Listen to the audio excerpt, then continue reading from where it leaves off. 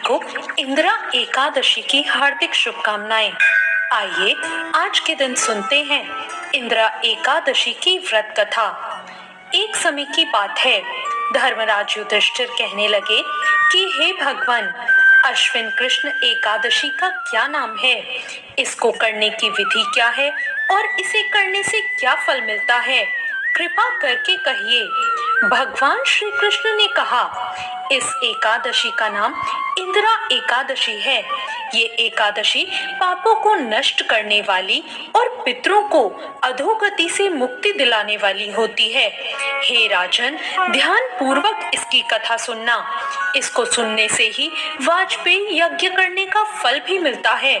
प्राचीन काल में सतयुग के समय महिष्मती नाम की एक नगरी में इंद्रसेन नाम का एक प्रतापी राजा धर्म पूर्वक अपनी प्रजा का पालन पोषण करते हुए शासन करता था। वो राजा पुत्र, पौत्र और धन आदि से संपन्न और विष्णु जी का परम भक्त था। एक दिन जब राजा सुखपूर्वक अपनी सभा में बैठा था, तो आकाश के मार्ग से महर्षि नारद जी उतरकर उसकी सभा में आए। राजा उन्हें देखते ही हाथ जोड़कर खड़ा हो गया और विधि पूर्वक उन्हें बैठने का आसन दिया। सुख से बैठकर नारद मुनि ने राजा से पूछा, हे राजन, आपके सातों अंग तो कुशल पूर्वक हैं, आपकी बुद्धि धर्म में है और आपका मन भी विष्णु भक्ति में रहता है। देवर्षि नारद की ऐसी बातें सुनकर राजा ने कहा, हे महर्षि, आपकी कृपा से मेरे राज्य में और मुझ में सब कुछ कुशल है और मेरे यहाँ यज्ञ कर्म सब होते हैं। आप कृपा करके अपने आने का कारण बताइए।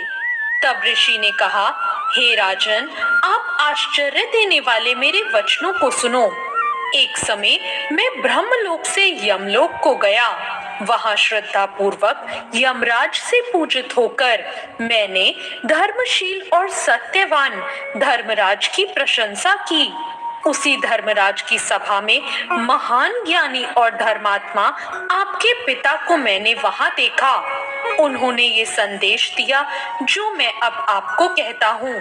उन्होंने कहा कि उनसे पूर्व जन्म में कोई विघ्न हो गया, जिस कारण वो यमराज के निकट आके रह रहे हैं। और उन्होंने कहा कि मेरे पुत्र से कहना कि अश्विन कृष्ण इंदिरा एकादशी का व्रत मेरे निमित्त करे, तो मुझे स्वर्ग की प्राप्ति हो सकती है।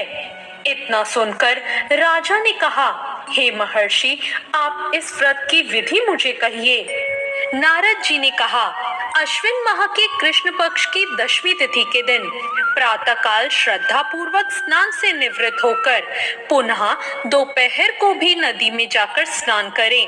फिर श्रद्धा पूर्वक पितरों का श्राद्ध करें और एक बार भोजन करें। प्रातः काल होने पर एकादशी के दिन दातुन आदि करके स्नान करें।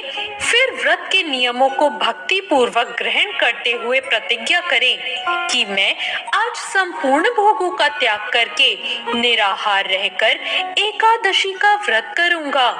हे अच्युत, हे पुंडरीकाक्ष, मैं आपकी शरण में हूँ, आप मेरी रक्षा कीजिए।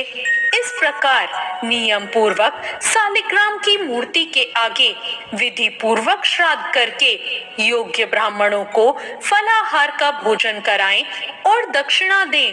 पितरों के श्राद्ध से जो बच जाए उसको सूंघकर गाय को दें और धूप, दीप, गंध, पुष्प, नैवेद्य आदि सब सामग्री से ऋषिकेश भगवान का पूजन करें।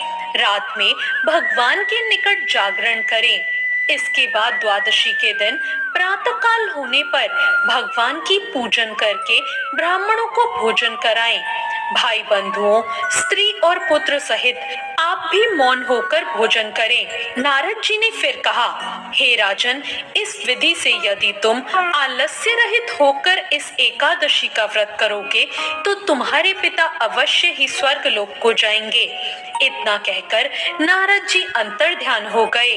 नारद जी के कहे अनुसार राजा ने अपने परिवार, बांधवों और दासों के साथ इस व्रत को किया।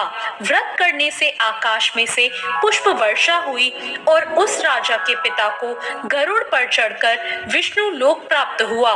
राजा इंद्रसेन भी एकादशी के व्रत के प्रभाव से अपने राज्य को सुखपूर्वक भोगकर अंत में अपने पुत्र को सिंहासन पर बैठाकर स्वर्ग लोक को गए।